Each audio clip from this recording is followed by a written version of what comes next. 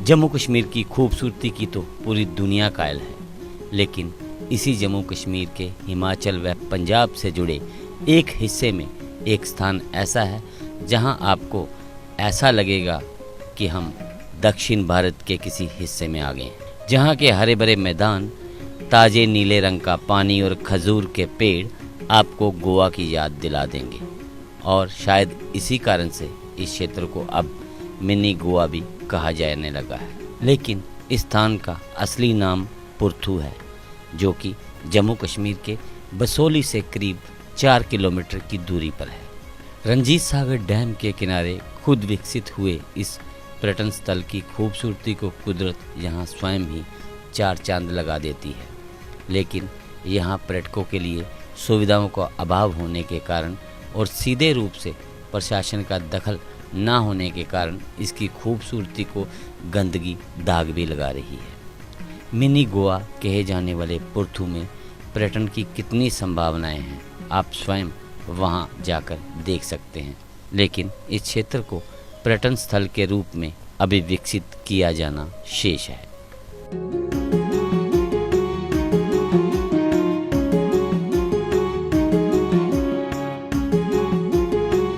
नमस्कार, जेके अपडेट में आपका स्वागत है। मैं हूं अश्विनी गुप्ता।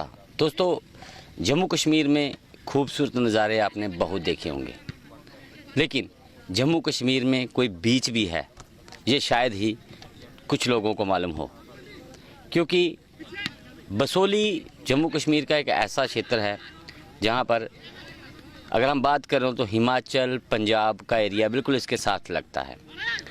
और ये मेरे पीछे आप देख रहे हैं जो ये रंजीत सागर डैम का ही कुछ पार्ट है, उसी डैम का पानी यहाँ पर जमा है।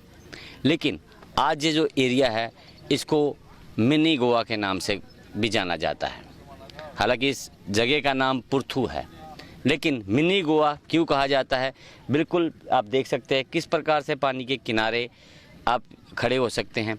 लेकिन बड़ी दुख की बात है कि यहाँ पर भी जो हम लोग हैं वो खुद ही अपने टूरिस्ट प्लेसेस को ख़त्म करने, उनका विनाश करने में जुटे हुए हैं। बिल्कुल आप देख सकते हैं किनारे पर तो हम खड़े हैं, लेकिन यहाँ पर किस प्रकार से कोल्ड ड्रिंक की बोतल्स, खाली बोतल, शराब की खाली बोतल, इतना गंदगी किनारे पे आ गई है।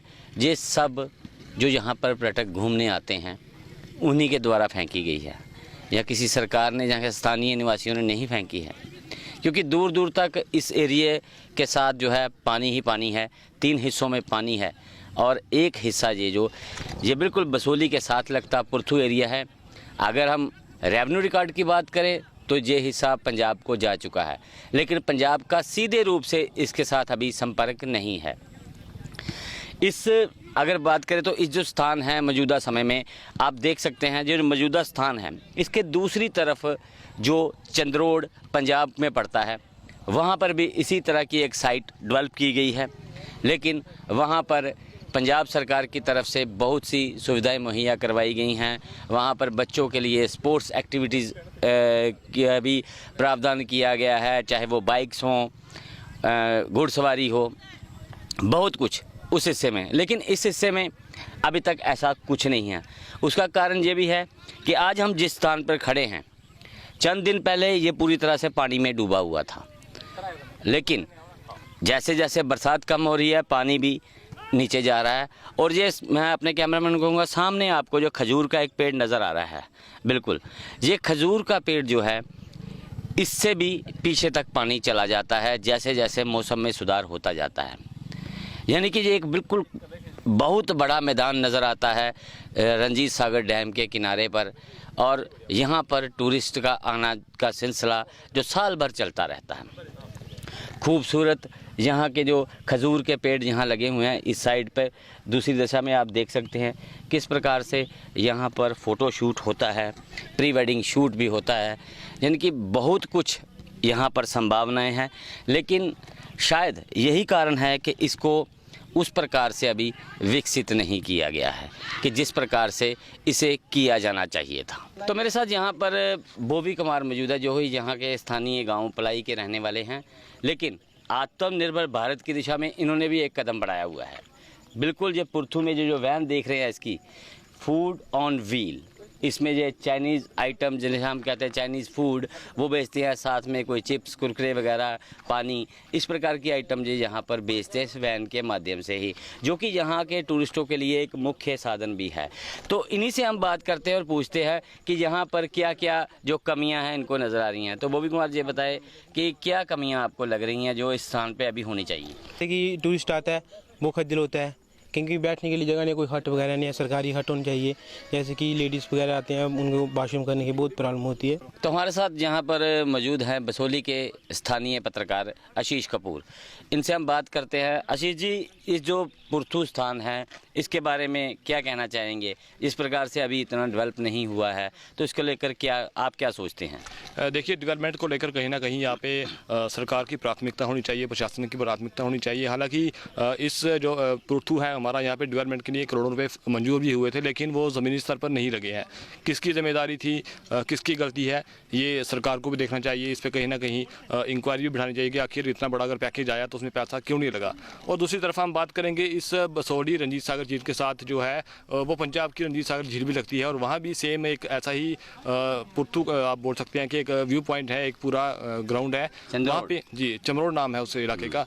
और वहाँ पे पंजाब गवर्नमेंट द्वारा उसको इतनी बखूबी तरीके से बनाया गया कि वहाँ पे पर्यटक जो है वो सुविधा वहाँ पे मिलती है उनको, और वहाँ पे काफ़ी खुश रहते हैं। जबकि यहाँ पे पहुँचते हैं, यहाँ पे ना बैठने की व्यवस्था है, ना यहाँ पे उनको कुछ खाने की व्यवस्था है, ना रुकने की व्यवस्था है। तो व्यवस्थाएँ होनी चाहिए, सरकार को इस पर काम करना चाहिए। सबसे बड़ी बात तो ये है कि अगर हम बात करें तो मोदी सरकार भी कहती है स्वच्छ भारत, तो स्वच्छता का मैंने आपको पहले भी जिक्र किया, जहाँ गंदगी तो है ही, लेकिन महिलाओं के लिए शौचालय तक यहाँ पे नहीं है, उसके लेकर क्या कहेंगे? देखिए, स्वच्छ भारत अभियान के तहत ये सरकार की प्राथमिकता है, और अगर यहाँ पे शौचालय बनाना है तो उसकी प्रशासन की जिम्मेदारी है। अगर नहीं बनाया है तो ये लापरवाही भी उन्हीं की है, और इस पर उनको गौर करना चाहिए, और जो शौचालय का निर्माण है वो वहाँ पे करना चाहिए, क्योंकि बहुत ही ज़रूरी है। अब ये किसकी जिम्मेदारी है? अब की जो पंजाब सरकार की जिम्मेदारी है, जम्मू कश्मीर सरकार की? क्योंकि भूमि अगर देखा जाए तो रेवेन्यू रिकॉर्ड में ये जो भूमि है ये पंजाब सरकार के पास है, लेकिन अब ये बिल्कुल सीधे रूप से जम्मू कश्मीर के साथ लगती है, यानी कि बसोली से बिल्कुल 4 किलोमीटर सीधा रास्ता है, कोई ज़्यादा दिक्कत वाला रास्ता नहीं है, परेशानी नहीं है, बिल्कुल आसान रास्ता है।